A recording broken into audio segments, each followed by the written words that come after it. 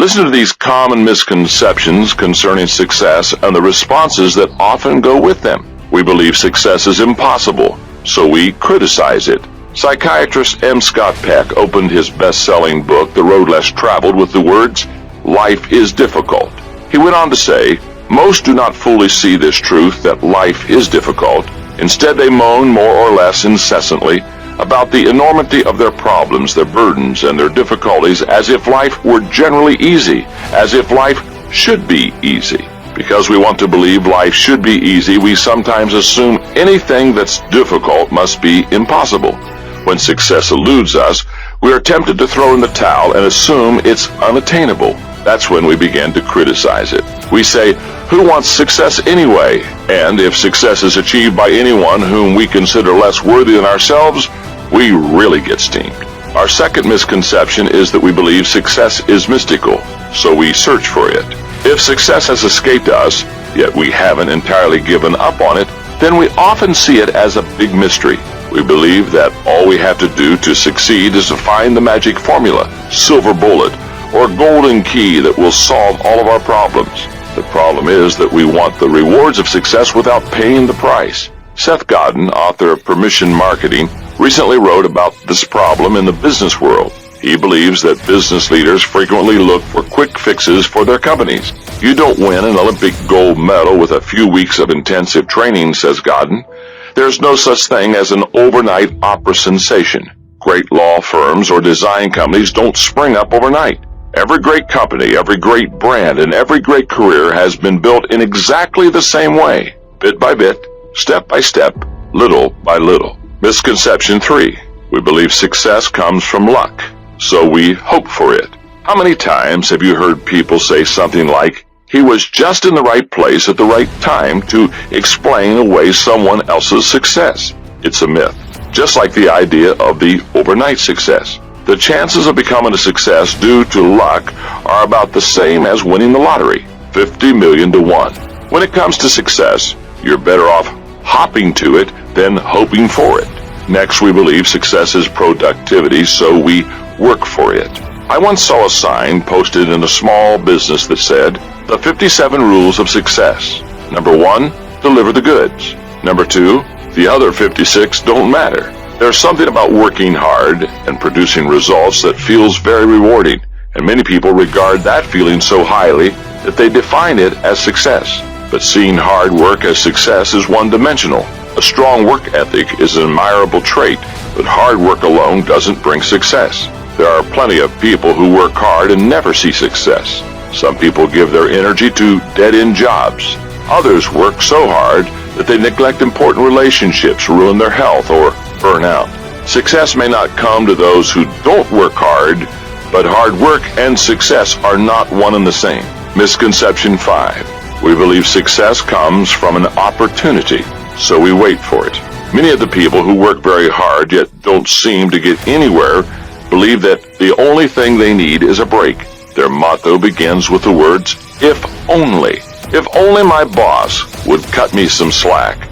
If only I could get a promotion. If only I had some startup capital. If only my kids would behave. Then life would be perfect. The truth is that people who do nothing more than wait for an opportunity won't be ready to capitalize on one if it does appear. As basketball legend John Wooden says, when opportunity comes, it's too late to prepare. And for those who receive their wish of a promotion, startup, money, or anything else, it rarely changes anything in the long term if they haven't already done all the groundwork to be successful.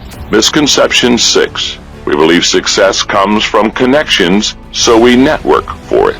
People who believe in connections think they would have it made if only they would have been born into the right family, or they think their fortunes would suddenly improve if they met the right person. But connections alone will neither improve the life of someone who is off track nor guarantee success. If they did, the children of every successful business person would have it made, and the siblings of every U.S. president would be highly successful. But you know that is not true. Remember Billy Carter? Another misconception is that we believe success comes from recognition, so we strive for it. In your profession, is there a sure sign that you've made it?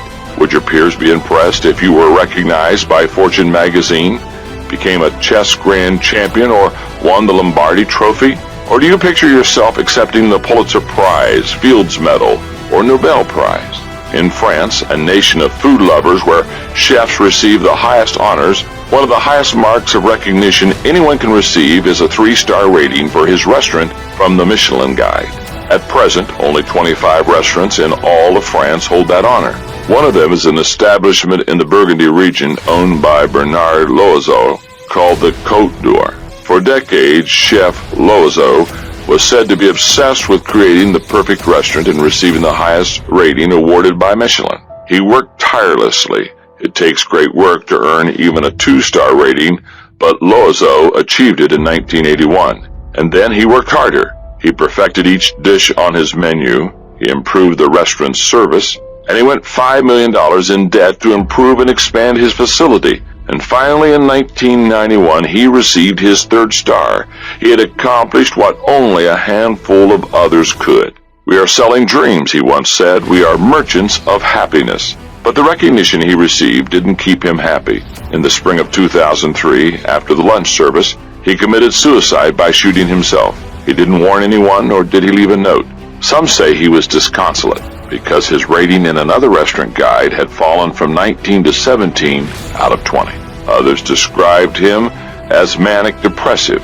No one will ever know why he killed himself, but we can be sure that the great recognition he had received in his profession wasn't enough for him.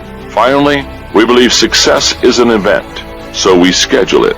I've dedicated more than 30 years of my life to speaking at events and putting on conferences to help people be more successful and become better leaders. But I'm very realistic about the limited impact an event can make in a person's life, and I frequently remind conference attendees of those limitations. Events are great places for receiving inspiration and encouragement. They often prompt us to make important decisions to change, and they can even provide knowledge and tools to get us started. However, real sustainable change doesn't happen in a moment. It's a process. Knowing that has always compelled me to write books and record lessons so that people who have made the decision to change have access to tools they can use after the event to help facilitate the process. We use that process orientation at Equip, the nonprofit organization I founded in 1996, with the goal of training and resourcing 1 million leaders overseas. We don't simply drop in, put on an event, and disappear. We use a 3-year strategy. We begin by translating books and lessons into the local language. After the first teaching event, we give leaders books and tapes to use for their ongoing growth. And teams go back to the country every 6 months to teach more skills and follow up with leaders. Don't get me wrong, events can be very helpful, as long as we understand what they can and cannot do for us. I want to encourage you to attend events that can be catalysts for change in your life. Just don't expect them to suddenly bring you success. Growth comes from making decisions and following through on them.